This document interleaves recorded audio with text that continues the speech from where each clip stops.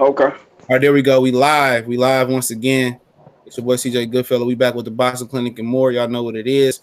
On here with my boy Ty and my boy Mike. Y'all go ahead and introduce yourself. What's happening, baby? This is Mike Tanner here. From New Orleans originally, but truck driver out here in Oakland, and happy to be with y'all, man. And let's talk this sports and much more. Let's get it. All right, Ty. Yep. My name is Tyrone Foster. We're here in Los Angeles County. I don't live in the big city. I live on the outskirts of the big city, down the street from the Staples Center and everything. But yeah, we here though. Yeah, we here today, and glad to have y'all on here. Hopefully, y'all can be regulars when I start the radio show and all that other good stuff as well. But we gonna start off with the NFL playoffs, as the agenda says on the thing. So we're gonna speak Atlanta versus traveling to Philly.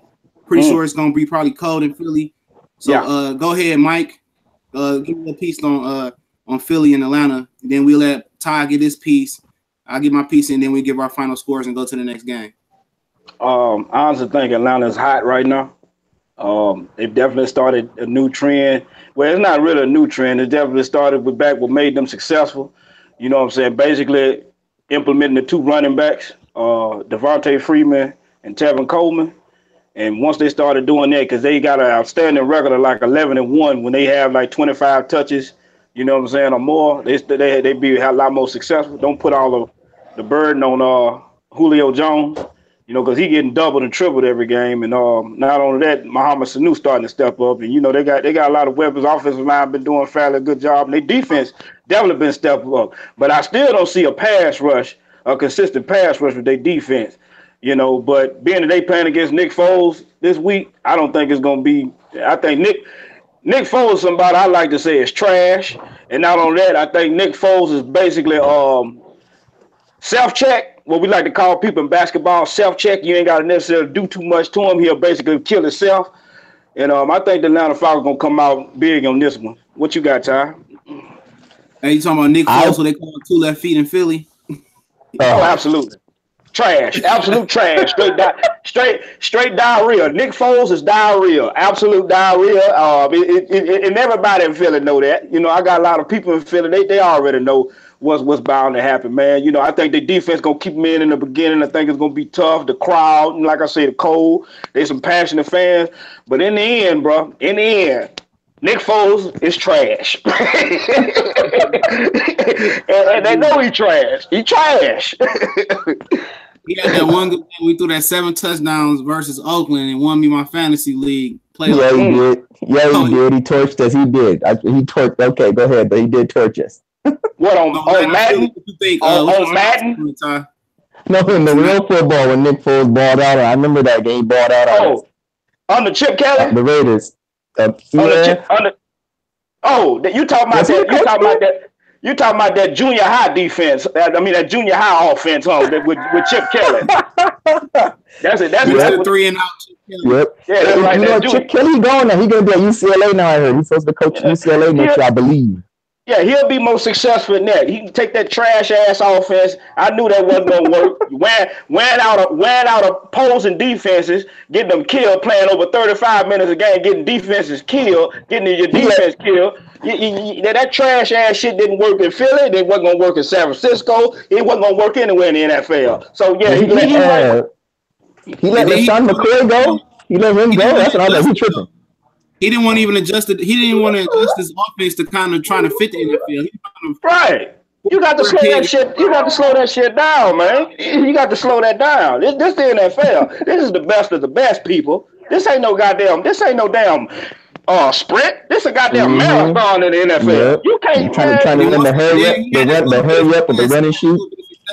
He had a little bit of success, but then when the NFL got an off season to look at it, exactly. They told up. So, Ty, what you think about Chris, Atlanta real quick? Hey, Chris, before you say that, Chris, when you say that when the NFL get a chance to look at it, let me bring up one name to the Dallas Cow bitch fans. Hey, Dak Prescott. Yeah, Dak Prescott. When they got some film on your ass, how successful you was this year. Yep. That's the same thing that happened to Kaepernick. He was balling out, and all of a sudden they caught up to you. You couldn't make no adjustments. That's right. Robert Griffin III. Oh yes. Yep. You come in here all hot. You come in here all hot, steaming. Mm-hmm. They got something to cool your ass off in that offseason. Yeah. You can believe that. That scouting report in the NBA, about 20 games in, they know you can't go one way. They gonna make you go to the left. No, you can't. Julius Randle from the Lakers. He can't go right.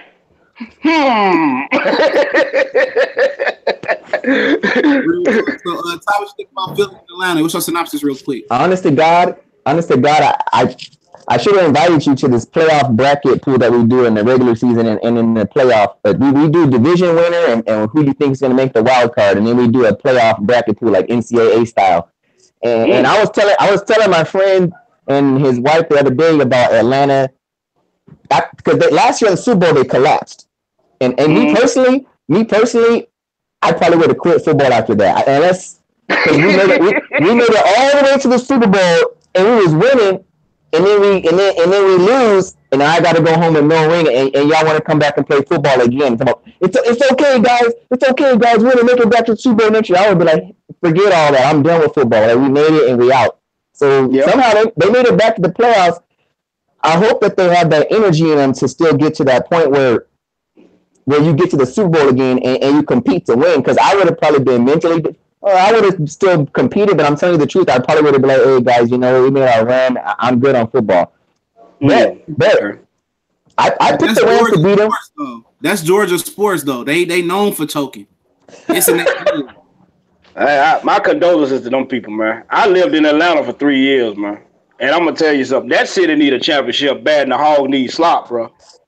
And I did pick Atlanta to win last year. I was wanting Atlanta to win the Super Bowl so bad, and at halftime I was like, it's a wrap. This game is over. Atlanta, the Patriots is a done deal. I did too, bro. I did too, man.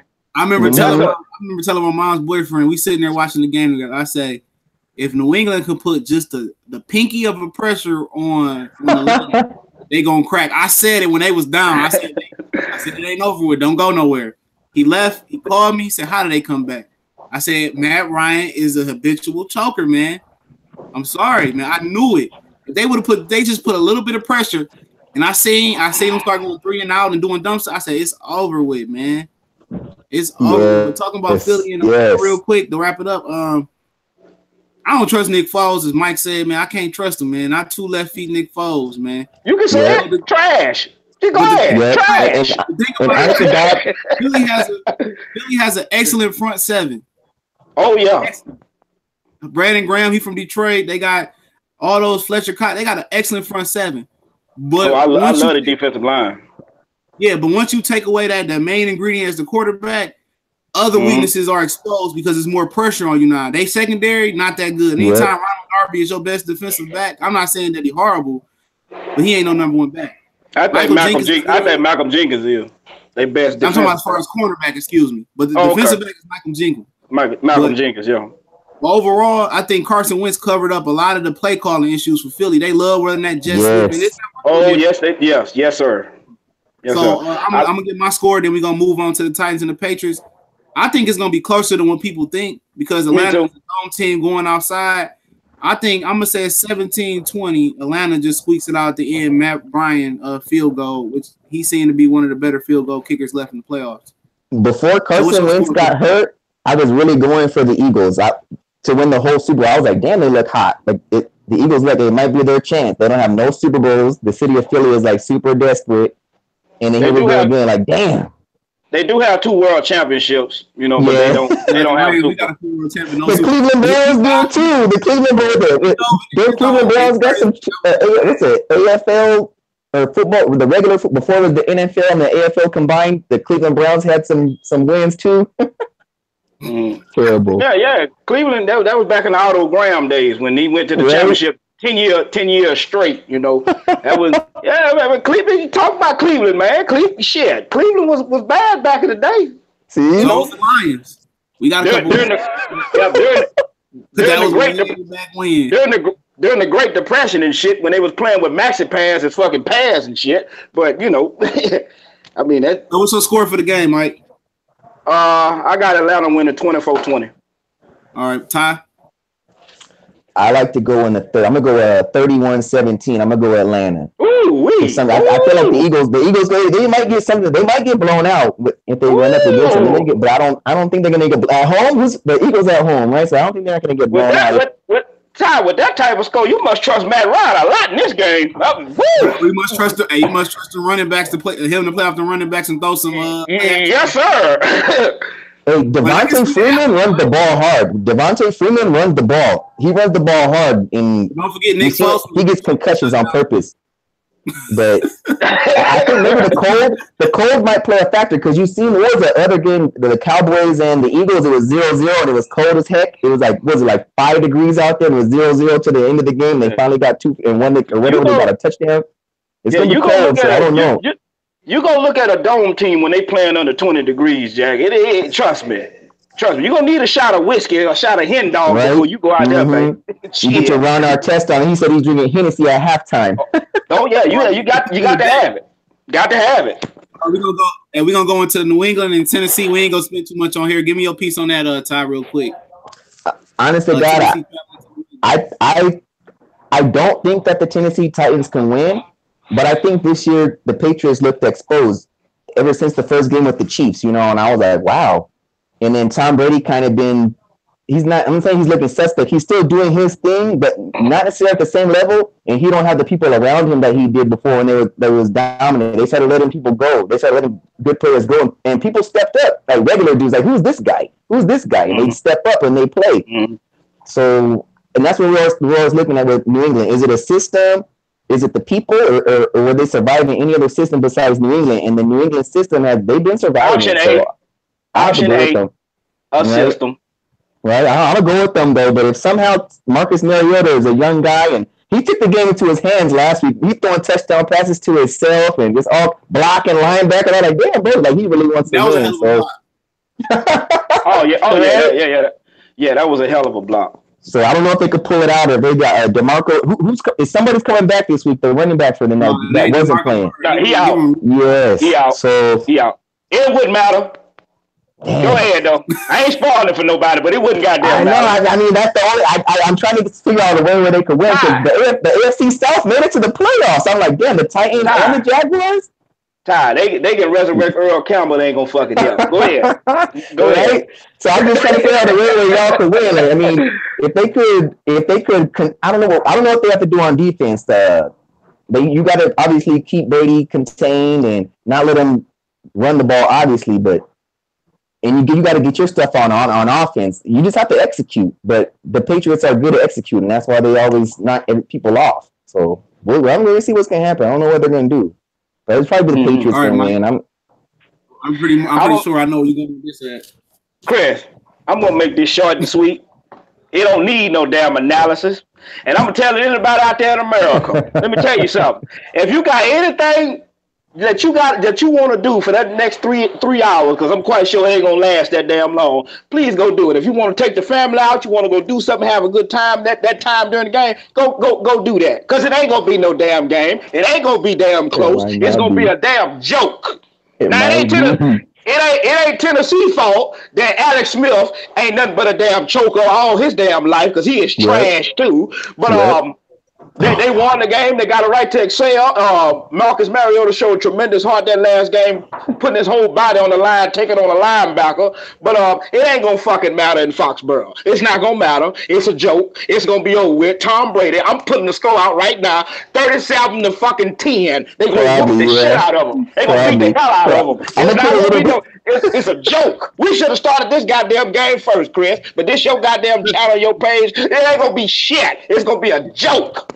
Go ahead. I'm going to put a little bit of respect on Alex Smith. I want to put a little bit of respect on Alex Smith in because he's been like the 5-yard check down king. And a couple times he went deep this season. So he didn't get it down. I don't know what happened in that last one. That was terrible. But he threw the ball a little bit. This year, Alex Smith. But now y'all need to stop there. Travis Kelce, hey, look, what's so funny about it before I get to the Patriots? When Travis Kelce went out, that offense changed. And the offensive coordinator that was calling the calls got the gig in Chicago as the head coach. But he only gave it to Kareem Hunt 11 times. So how smart is he? Exactly. And they were showing he was successful running the ball. Oh yeah, he was successful. A young guy balling. He got fresh legs. He was balling this season. So maybe he's tired. He's a little beat up. I don't know. It's out. That's He out.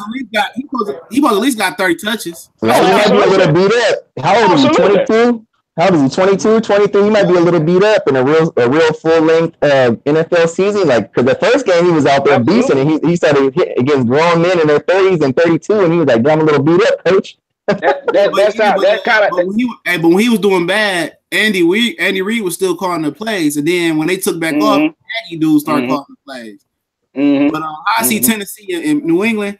Like I said, Tennessee top 5 against the run, but that ain't gonna matter. They secondary is trash. They ain't. I'm sorry. They better be up to the challenge then. If that's my bulletin board, if I was in the locker room, they're telling me that they probably think I'm not going to get it done, I'm going to get torched, I'm going to step up, and hopefully when I get out, I'm going to get everything I got. It's nice to say you can step up, but if you ain't got the talent to step up, you don't have it. You don't have it. He is going to pick. Tom Brady is going to pick their ass apart. I like Adoree Jackson.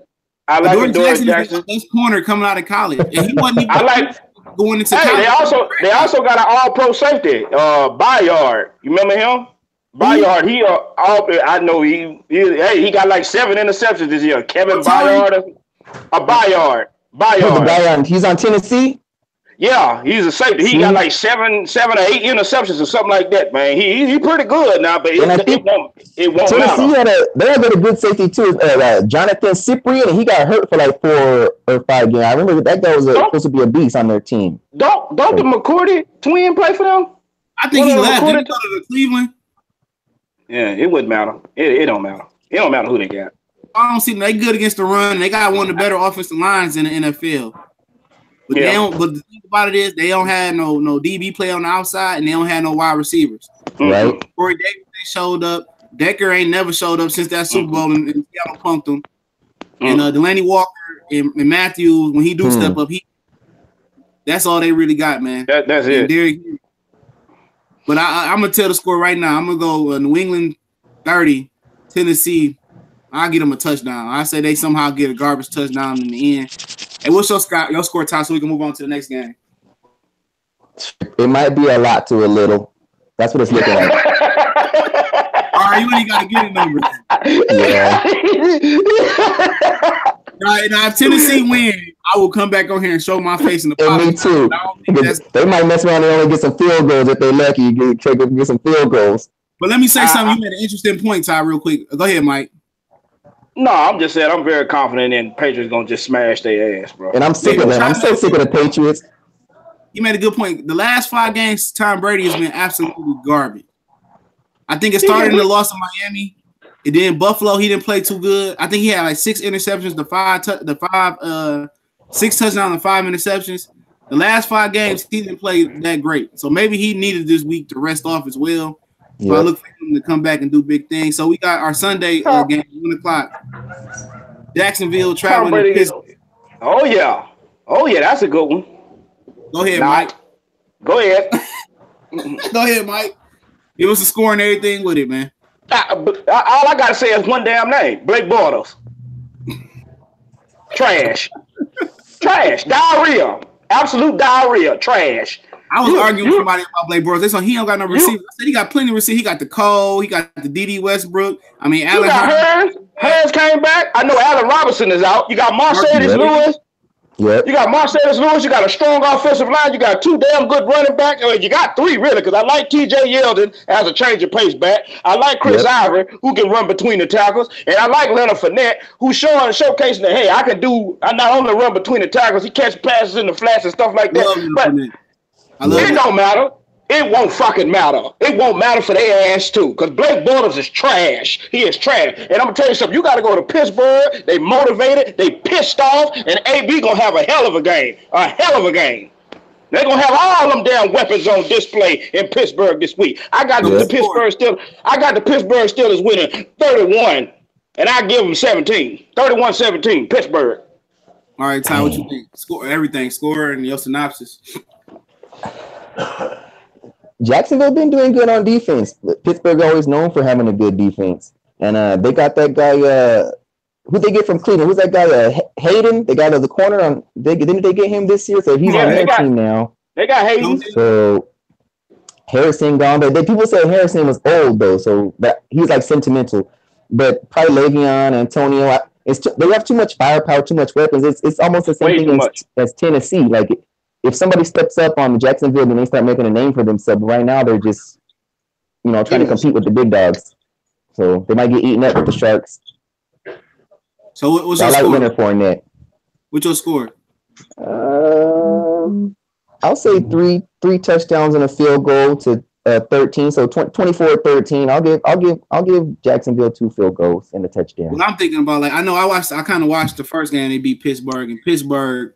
The reason Pittsburgh lost that game, like we said off air, was the fact they tried to force Antonio Brown instead of force feeding Le'Veon Bell. Jacksonville, good as they are up front, they have improved since they acquired Marcel Darius. They one of the worst defenses against the run.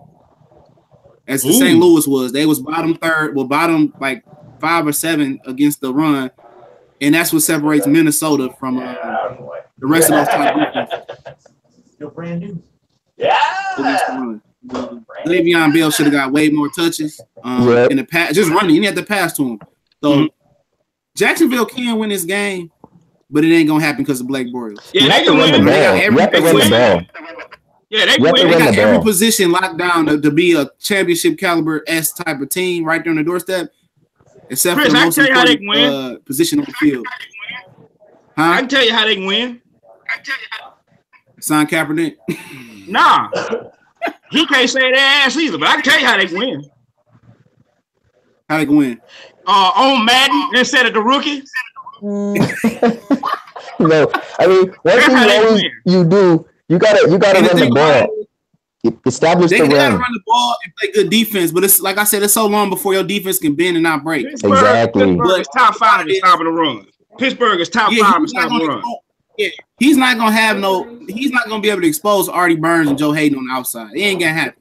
They gonna. I just got a report that Artie Burns just hurt himself in practice, hurt his knee in practice. I just got whoever step in, they'll be all right. Yeah, they'll be fine. Because I don't know what happened in the NFL.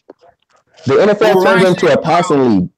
Like the same thing happened in the Super Bowl with San Francisco and with Seattle. They tried to make Russell Wilson into the hero, and he threw an interception. They tried to let Colin Kaepernick throw 3 passes against the Harbaugh Bowl, and all they had to do is get the ball to Frank Gore. All they had to do is get the ball to beast mode, and they would have won the Super Bowl. But they try to be fancy, and they want to throw the ball instead of pounding it on people and breaking them down. I think that had a lot to do with politics as well. Yeah, they want to get MVP and see us in Disney World too. But the thing about Jacksonville is, even with Ryan Shazier being out, and God bless his soul, his heart, and his family heart, even with him being out, they can't expose him because they don't have a tight end that really, that's what he usually do. Shazier covered the tight end. He can cover some corners as well. He fast. They can't expose that. So I like Pittsburgh. I'm gonna say 24. I'm gonna put some respect on Jacksonville defense to 3. I don't what? Say it again. Say it one more time. 24-3. I'm gonna put some respect. Shower in the mouthwash. 24-3. I think Blake Bortles gives 7 points away at least. But hell, at least I gave him a little something. You ain't give. You say that's respect. I put some. I said the defense. I didn't say Blake Bortles in his offense. I put some respect on that. And just go home happy that you won one playoff game. If you won one playoff game, go home happy. Hey, look, a regular defense will probably give up 50 this game because Pittsburgh is going to be highly motivated. Oh yeah, Ryan Shazier going to be on the sideline too. He going to be on the sideline. He already at the practice now, but he going to be on the sideline this game. All right, we got New Orleans. We got a rematch of Week 1. We know it's drastically different from when it was. Game of the week. Most definitely. We got the New Orleans Saints traveling to Minnesota in that ugly ass stadium they got now. That's the Detroit coming out of, ladies and gentlemen. It look like a window. It look like a window. That's all it look like. It's a big old window. All right, Ty. What you think about Minnesota and Vikings? Give me a score. The Minnesota Saints. My bad. I said the Minnesota. I'm going with the Saints. Honestly, God, at this point, I think the Saints going to win the whole Super Bowl. I don't know if somebody else can stop Drew Brees, but I think the Saints will win. Case Keenum did some good things. Who they got? Josh McKinnon. Didn't somebody get hurt? Who's they have a rookie running back too? They got hurt. Cook. Yeah, so he got hurt. So I don't know. Whoever stepped up for him, but the guy who's Kwamara, 41. The guy that came from Oakland, him and McKinney. Okay, but then the Saints have Mark Ingram, and they got your boy Kwamara. I love Kamara. That dude is a beast. So the Saints been good on defense. They're both dome teams, so I don't think there will be no effect on the weather. I don't think, but I think the Saints and Drew Brees. I tell people all the time, the Chargers should have never let Drew Brees go. They went with Phillip Rivers and they messed that up. And Drew Brees and continue to flourish, and he's still doing it in New Orleans. And he's kind of old, but he's a leader. He's a general. So I think that they're going to win. Honestly, God, the Saints. I think that they're going to win. I think they're going to win the Super Bowl. Go score. Shit, he might get 7 touchdowns. He might be. I don't know what the Vikings can do, but he might get. Drew Brees might get 7 touchdowns. I'm telling you, it'd be like 42. It'd be like 42 to 17. I'm telling you. I'm telling you, I light him up. Who pissed in your cornflakes? Who pissed in your cornflakes? Come on, man. Man, Drew Brees got the baby birthmark. I roll with him. All right, Mike, what you thinking? Man, I'm from New Orleans, and look, Ty, I ain't being disrespectful, but come on, man. Somebody had to piss in your. They finally took the bags off. They used to wear bags on there, and they finally took the bags off when Drew Brees got there. He been balling. I understand. I know. Trust me. I know the history. Now, if you're looking at that Week 1 game, the Saints are a totally different team from that Week 1 game they played. Because because a lot of people don't understand the simple fact that I think the Vikings were more explosive that Week 1 game because of that one player, Dalvin Cook, before he tore his knee up. A lot of people forgot that Dalvin Cook was leading the league in rushing when he got hurt. Very explosive. Latavius Murray, Jarvis McKinnon is not Dalvin Cook. He is not. You know what I'm saying? And not only that, Eric Kendricks, they starting middle linebacker, he was out. He out. And he was a good coverage middle linebacker, run sideline to sideline. They don't have that no more. So you got to look at that as well. The question is, how much you trust Case Keenum? Right. Wait till I get on the mic. How much do you trust Case Keenum? That is the question. I don't trust him 1 iota, bro. But the situation that I want to, and another thing, he will turn back into. You know what I'm saying? Because I think Case Keenum is a product of that defense they got and that system they have. They've been very efficient because the outstanding production from Adam Thielen and Stephon Diggs has been legit. And I do like Rudolph, the tight end. I do like him too. The offensive line has been doing fairly well. But the Saints is definitely different too, because you got to look at the fact that they had Adrian Peterson there, and I guess that was a whole momentum game for them, and they trying to implement him in the damn system, realized he couldn't do shit against that defense. They was already motivated to say, yeah, you may ran here, you may be a legend here, but your ass ain't finna break here, and they kept trying to implement. They didn't even involve Alvin Kamara that much in that game. But he in now, and it's going to be totally different. Totally different. But I think you can cross out Michael Thomas. X-Man, Xavier Rhodes is the best goddamn corner in pro football. He the best. So I look for Michael Thomas not to have nothing. Can the other wide receivers like Brandon Coleman, and who else they got? Willie Snead, and Ted Ginn. The speedster, Could they step up? Could they step up and help them out? You know what I'm saying? Because the one thing, they can't stack the box. That's what Carolina tried to do against them last week, tried to stack the box. So, okay, Drew Brees beat us. But this man got over 70,000 passing yards and damn near 500 touchdowns. He said, I'll be happy to oblige you in that area. I think it's going to be close. I think Minnesota got the edge on defense. I think they're riding the wave, but my question is how they gonna trust Case Keenum. I want to hear your analysis first, Chris, before I make my decision. I just laid them blueprints out there. What you think, brother? Because I think this is gonna be close. I didn't watch every single Minnesota game, but somebody told me number 19 on Minnesota, the receiver, number 19 is a beast. They say they look out for number 19. I don't know his name yet. Adam Thielen. That's Thielen. Okay. Daily Fantasy Sports, he the GOAT. Oh yeah, Adam Thielen is badass. I'm watching him. He was rated by Pro Football Focus as the best slot receiver. I think at some point in the season. Yep. But I think about the game, man. I told you two teams I did not trust going into the playoffs. And Mike called it the first game. Mike called it. He said, I did not trust the Rams. I'm picking the Falcons. As soon as that was made, and the Rams lost the pick to face the Falcons, they had bulletin board material. In Case Keenum. When you put the pressure on the quarterback, it ain't no next week. It ain't no game planning. He going to revert back to Case Keenum. But one thing Case Keenum brought to the table that Sam Bradford didn't bring to the table was mobility. He was making that offensive line look a lot better. The statue in the pocket, the Statue of Liberty, Sam Bradford, they wouldn't have made it this far with him. Right. Teddy Bridgewater would have been starting by now. But, right. Oh, I missed Teddy Bridgewater. He's not coming back, huh? Teddy Bridgewater, he's not coming back, huh? He done? Linebackers in the league. The depth that he gets, and the coverage that he does, and the depth that he gets on his drops is exceptional. I think he's an underrated, potential superstar in that middle of that defense. He matters. But Anthony Barr coming up there, Everson Griffin is a grown man. Oh yeah. Xavier Rhodes is the best corner. Harrison Smith. The defense is star-studded. But I watched that defense. They got a real good defense. Real good, but I watched that defense bend at some point this year before. It's ways to put points up on them. And if anybody can put points up on you, it's that bad man in New Orleans. It's Drew Brees. And I like Alvin Kamara. Most people don't know he started at Alabama. Yes, he did. But he couldn't play over Derrick Henry, but he wasn't an Alabama type back no way. No. Mark Ingram is getting the ball.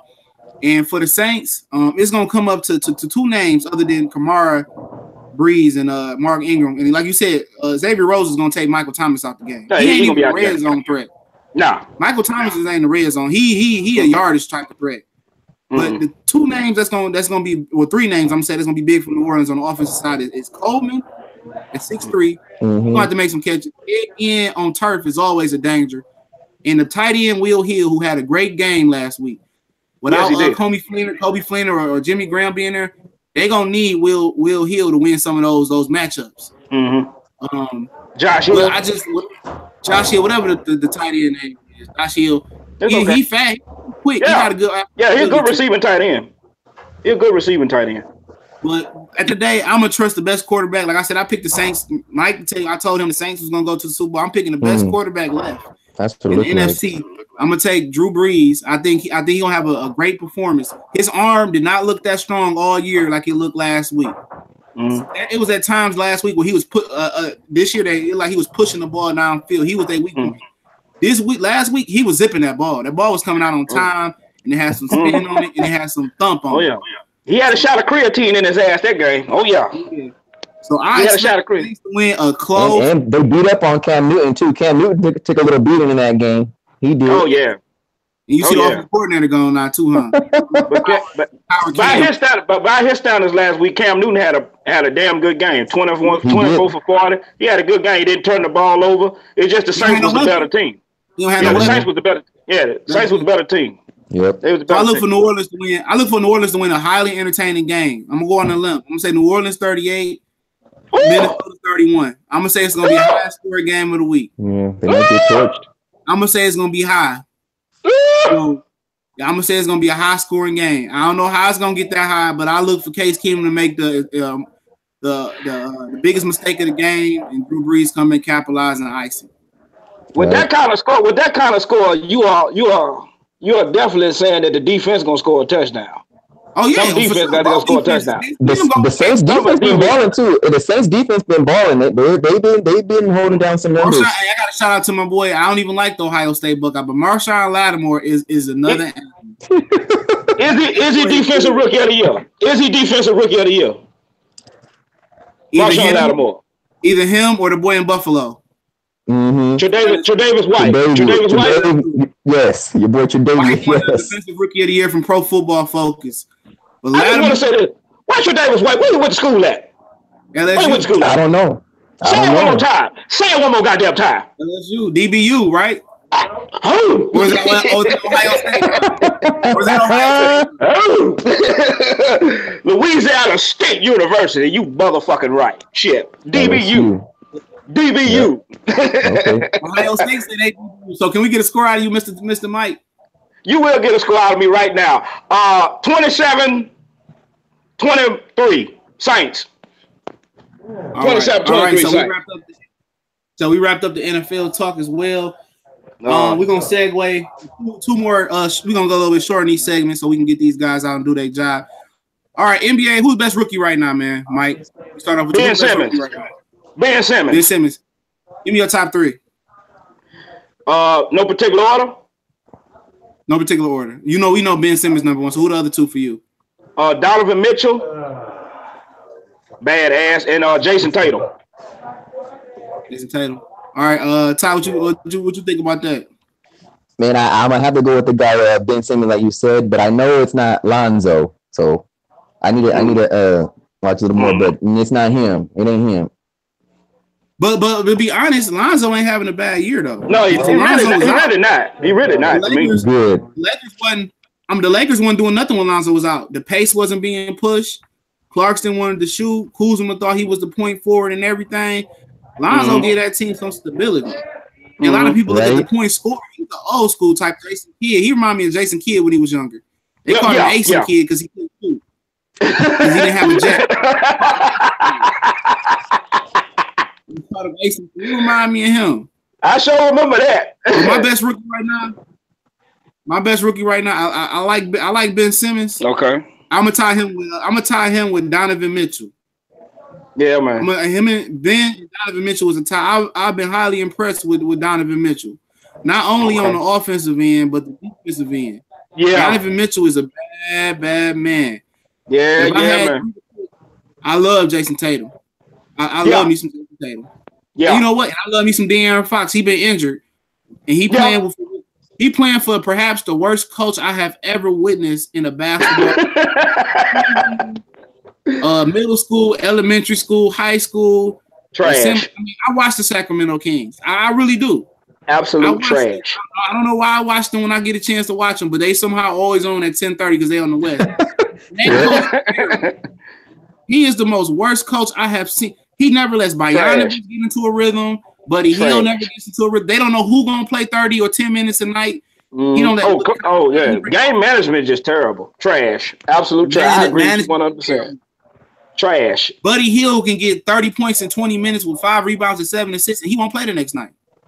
So how can you ask De'Aaron Fox or DeMarcus Cousins or Willie Cauley-Stein to go over there and thrive? If they don't, that's like you going to work every day, don't knowing if you're gonna work. Mm-hmm. Or you gonna be on the high low, or you gonna be cleaning the rafters, or you gonna be shoveling the snow outside. Nobody wanna know that much. Nobody wanna know all that. Ben Simmons is definitely the truth. Oh yeah. And the thing I like about Ben Simmons and Lonzo Ball as well, they know their limitations. They know they can. Exactly. They know where they can get a bucket at. Yeah, Ben Simmons. They got a nice feel for the game, man. They really do. Yeah. They really do. In the NBA, I'm gonna say this: the NBA is back. We know the NFL is trending down. We really do. From all the stuff as far as the flag, and they handling these issues like, these motherfuckers gonna pay anyway. We can do what we want to do. That's how they handling the issues. Not only did they piss off the black community, they pissed off the white community as well. Everybody tripping right now. I mean, they can't do that.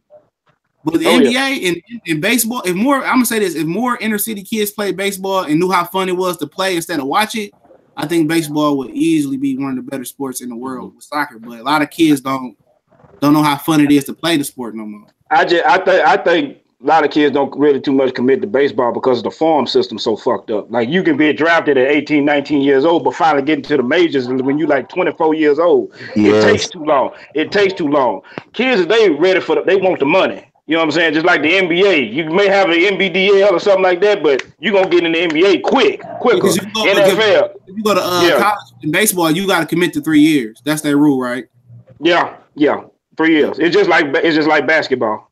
I mean, football, I'm sorry. Football, okay. But I don't understand why it's like that, because baseball isn't physically imposing as football. Yeah, that's true, too. You know what I'm saying? But I just think.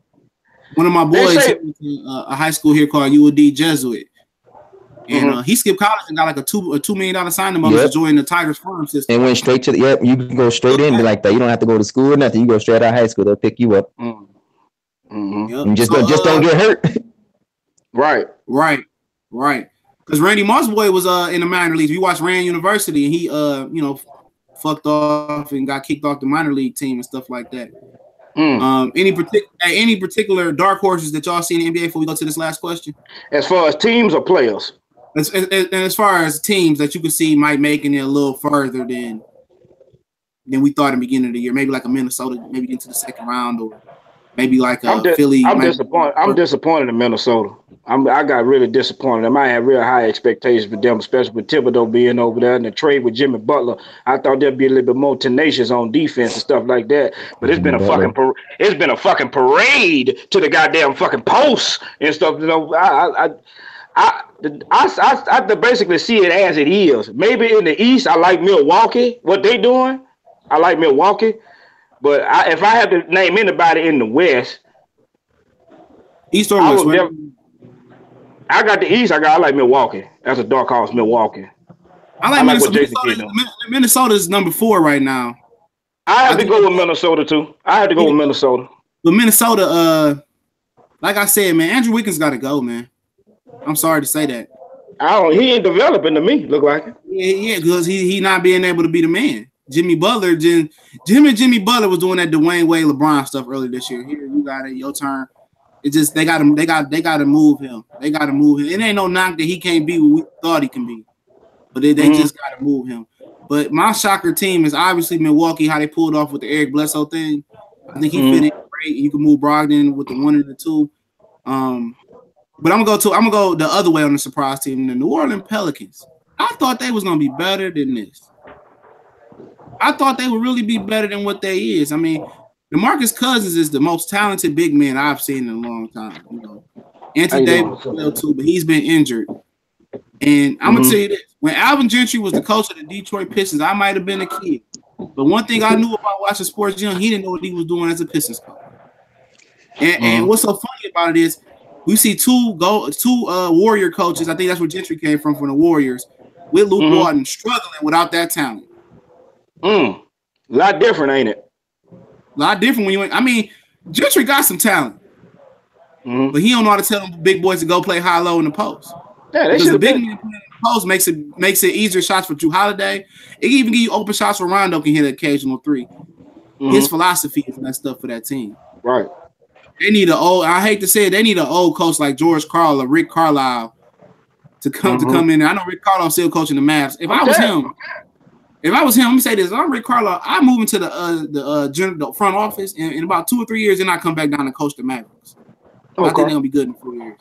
Okay. What you think, Ty? Who's your surprise team, man? Bad, good. I'm gonna tell you the truth. I haven't been following basketball because I've been on my football games. So I do the regular casual basketball when I pick up after NFL stops and when the what's it called, the All-Star season and the game starts. That's when I start watching more basketball, right before when baseball starts. That's kind of me too. But it was I know, man. And I watched the tournament. And I watched so I wasn't watching college or nothing either. But when the tournament comes, I'll start watching more to get ready for the tournament too. You're right about that. I don't even pay attention to the NBA because usually when NBA start with their little NBC and ABC games with the prime time, that's when I started watching it. But Big Baller Brand, really to watch, man. To watch. All right, so we got one last question, and we can make it simple, sweet. And I'm gonna tell y'all guys about the next live show we're gonna be coming on. What do you guys think about the H&M Coolest Monkey T-shirt, man? Oh man. I'm gonna let you go first because Lord, I get off into that, man. All right, I'm gonna speak first on this, which is I'm not gonna blast H&M because I don't shop there. I'm a big fella. I am. I don't even know what H&M is. I don't have no idea what it is. So I don't know if it's a kid's store or what. I don't know what it is. That's not my swag though, but I do go in there with my babies and they love for sure. See, I won't buy a tank top from them bastards. Go ahead though.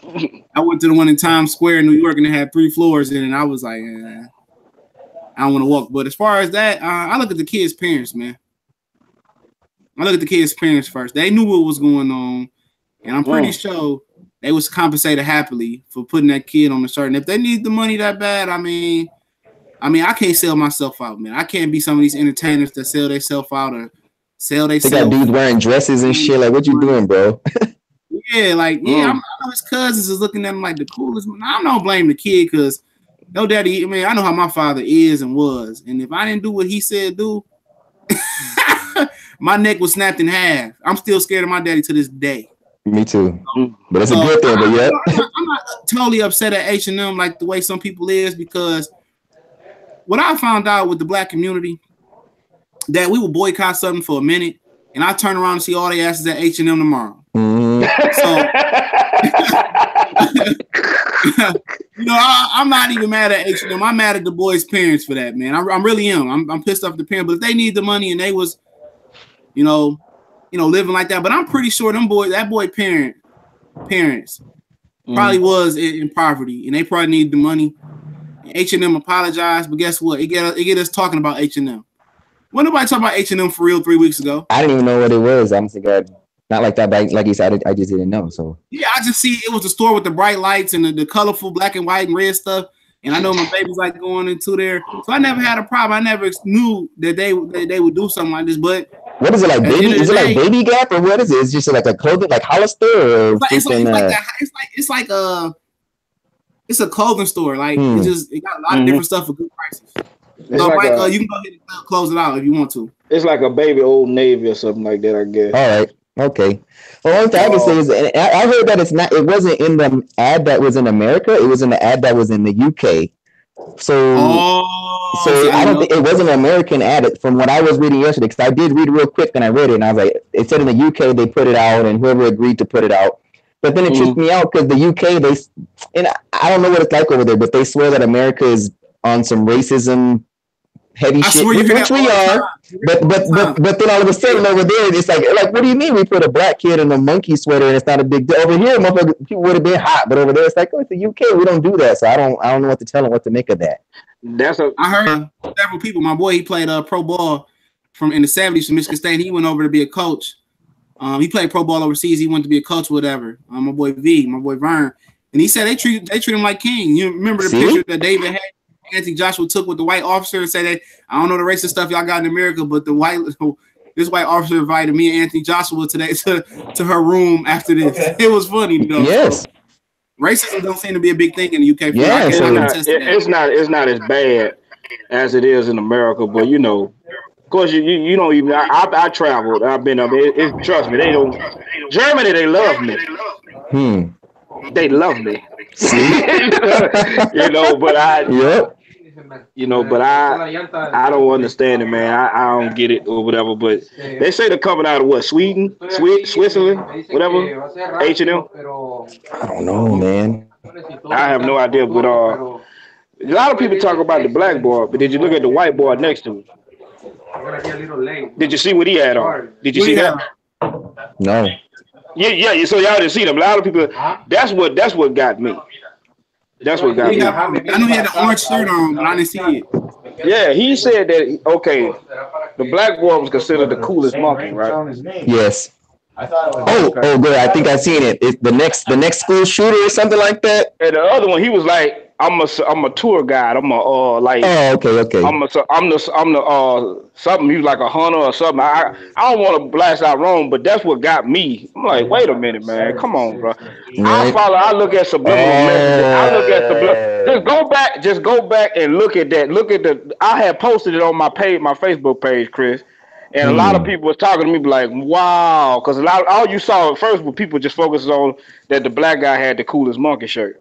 But a lot of people looked at the white guy that was next to him, and he had something like, I'm a hunter, and I'm like the tour guide, the survivor, the hunter, and he's just a monkey. You know what I'm saying? But it's a subliminal, the subliminal imagery and the messages in that they got that culture from somewhere. You know what I'm saying? They got that from somewhere. They got that, and I'm going to tell people in America, racism is a business. It's a $3.3 million business. All you got to do is look at the entertainment. Look at these shows on television. It's a business in America. It's never going anywhere. That's what people don't understand. It's never going nowhere. They make a lot of goddamn money off of it. Look at Richard Spencer. Look at him, what he doing, the shit that he's spreading out here.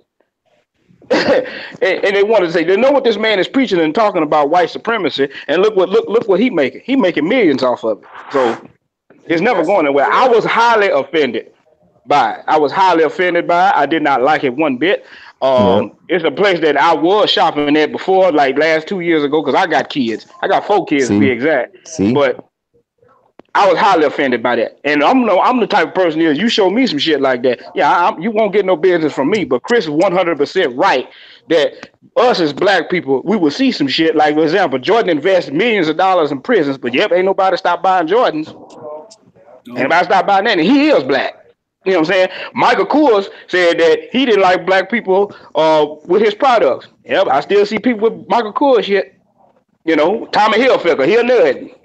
They ain't supposed to say, let you know it. But the reason why they confident they can say some shit like that, because them niggas gonna still buy it. Yeah, they gonna still buy it. They gonna still buy it. Yeah, forget about it. All right. Yeah, they ain't worried about it.